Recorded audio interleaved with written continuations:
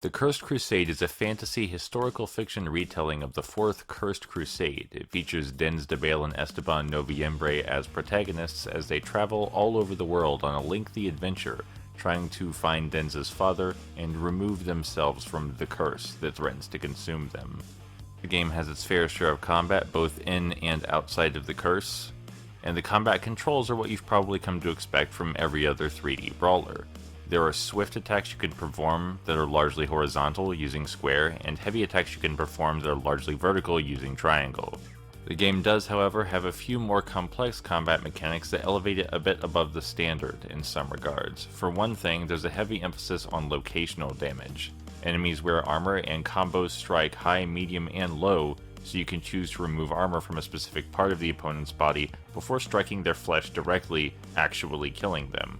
Enemies wear different strengths of armor throughout the game, and it's beneficial to choose some combos you like that specifically target the areas you want to remove armor from. The player character's armor works exactly the same way, where the enemies will need to peel off the armor before they can attack your flesh and actually damage you. This symmetry between the player characters and the enemies doesn't only extend to the armor though, it extends to all things, and of course the armor cannot be the only means you and the enemies have of defending yourself. Both you and the enemies are capable of performing deflection counters. A deflection counter is performed by pressing the block button right as an enemy is about to attack. Not only does it negate the opponent's attack, but it makes them vulnerable instead of you. Mechanics like this are normally reserved entirely for player characters and protagonists, but in this game everything you can do, the enemy can do, and this means that the enemy can also counter your attacks and make you vulnerable instead of them. But of course, being made vulnerable by being subject to a deflection counter does not negate the rest of your defensive options. It's possible to clash swords with the enemy if you press the attack button right as they're about to strike you after a deflection counter. You can evade their guard breaks, which they try to use to stagger you, and can also be used to stagger the enemy. This gets you into sort of a back and forth with every enemy, where every enemy is essentially just a slightly weaker player character capable of all the same things you are, and whether you win the game comes down to who understands the game mechanics better, you or the AI. Understanding the mechanics goes a fair bit beyond understanding the basic moves and when it's best to use them, though. A lot of additional variables are thrown into the mix by the abundance of weapons and combos that said weapons hold. Early on in the game, it may simply be enough to make your enemy vulnerable and then mash square, but things get more complicated the further you get into the game and the enemies start using the more nuanced mechanics. Why are their combos stunning you? Can you use combos that stun them? How far does this combo reach? Can this combo hit enemies behind me? Can I get this combo out before they get their combo out? Which weapons swing faster than others? Which have the largest range? Are some weapons more effective against armor than others? These are all things that I've internalized by now from playing the game 3 or 4 times, but they're all things that I had to think about. And all of these are important to varying degrees. Just to give an example, axes are just as good against flesh as they are against armor, but they're the hardest weapons to actually hit enemies with. And spears are really good against flesh, but they break very quickly against armor. That's not as important to remember as, say, the exact range a combo has when using the spear's square square square triangle combo, but both are nuances to the combat that help you be better at it. And of course, the reason it's most important to have an understanding of these mechanics is because the AI is going to be using the same mechanics, and if you don't understand the mechanics better, the AI will trounce you. The icing on the cake to all this, I would say, is the weapon durability system. It's one thing to provide a variety of weapons with varying strengths and weaknesses, but then the player will just end up picking out favorites. And picking out a favorite is inevitable, don't get me wrong, but having weapons break so easily and so frequently, and having pretty much every enemy drop the weapon they're holding after you defeat them, forces you to learn new weapons and new combos. It's the ideal usage for something like a durability system. Come together, it all encourages intelligent play, where the player doesn't have to completely understand all of the game mechanics, but has to at least understand all of some of them if they want to succeed.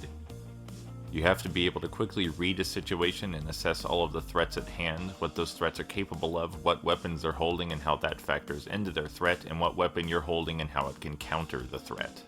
And if we just stop right there, then the game is pretty good. Yes, after you learn all of the nuances necessary to overcome the AI, the game becomes much easier, perhaps a bit too easy. but it's understanding the mechanics in the first place and battling against a gradually smarter AI that makes better use of those mechanics that is the game's primary challenge. Solving it and being able to whip the enemy is the reward. Throw in the curse mode as a spendable meter that fills up when you kill enemies and have it enhance your strength and speed, and you'd have a game that's altogether at least a bit better than average. Unfortunately, it doesn't just stop there. You see, it is true that the curse mode is a meter near your health bar. It fills up when you defeat enemies, and you can spend it to increase your attack and speed for a limited period of time, allowing you to destroy enemies easier. That's fine. It actually enhances the design, because even though it does make you faster and stronger, it's not like you suddenly have to stop being good at the game. The curse does not make you invulnerable, but it does hurt the game design in other ways, by adding some needless complexities that destroy the symmetry between you and the enemies, and have nothing to do with the rest of the design. In the curse, you can search for weak spots in walls, shoot fire from your hands, shoot fire from a crossbow, create fire shockwaves, and while you can damage enemies with all of these, they have no means to defend themselves against them and certainly can't do the same in return. Even in the events where you're fighting bosses with similar powers because they also hold the curse, it's still not symmetrical. It just takes the form of QTEs when you try and use fire or they try and use fire on you. It's not about understanding anything, it's just about mashing the buttons on screen until you can wail on them again. It feels gimmicky, it clashes with the rest of the design, and I don't like it.